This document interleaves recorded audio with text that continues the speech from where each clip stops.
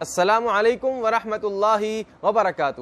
بسم اللہ والصلاة والسلام علی رسول اللہ وبعد۔ ناظرین اکرام، کیا آپ پریشان ہیں؟ یا آپ کو کسی بھی قسم کی ذہنی الجھن ہے، یا آپ اسٹریس میں جا چکے ہیں، یا آپ ڈپریشن کا شکار ہو چکے ہیں، آپ کو اینزائٹی ہے، آپ کو کسی مصیبت نے گھیر کے رکھا ہوا ہے؟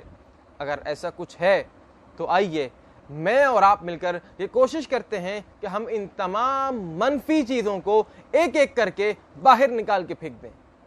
آئیے ہم دیکھتے ہیں کہ ہماری شریعت اس حوالے سے کیا رہنمائی کرتی ہے، ہمارا دین ہمیں کون سا ایسا نسخہ دیتا ہے جس نسخے کو استعمال کر کے، جس نسخے کے اوپر عمل کر کے ہم پریشانی سے دور ہو سکتے ہیں، ہم مصیبتوں سے دور ہو سکتے ہیں، ہم آفتوں سے دور ہو سکتے ہیں، ہم آزمائشوں سے دور ہو سکتے ہیں، ہم ڈپریشن سے نکل سکتے ہیں، ہم اسٹریس سے دور ہو سکتے ہیں۔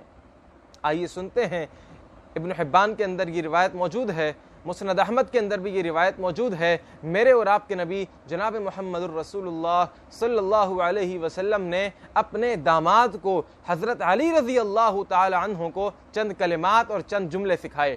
کون سے جملے ہیں؟ حضرت علی رضی اللہ تعالی عنہ بیان فرماتے ہیں کہ نبی علیہ الصلوۃ والسلام نے فرمایا، اے علی، اگر تمہارے اوپر کوئی بھی مصیبت آ جائے، تمہارے اوپر کوئی بھی پریشانی آ جائے، تمہارے اوپر کسی بھی قسم کی کوئی آفت آ جائے، تم کرب کی کیفیت سے گزر رہے ہو، تو تم اس وقت ان جملوں کو، ان کلمات کو اپنی زبان سے ادا کر لینا۔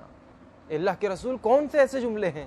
وہ کون سے ایسے کلمات ہیں جن کلمات کی تاثیر ایسی ہے، جن جملوں کی برکات ایسی ہیں کہ میں اپنی پریشانی سے دور ہو جاؤں گا، میری مصیبت مجھ سے دور کر دی جائے گی؟ نبی علیہ الصلوۃ والسلام نے فرمایا، اے علی، تم اس طریقے سے کہو۔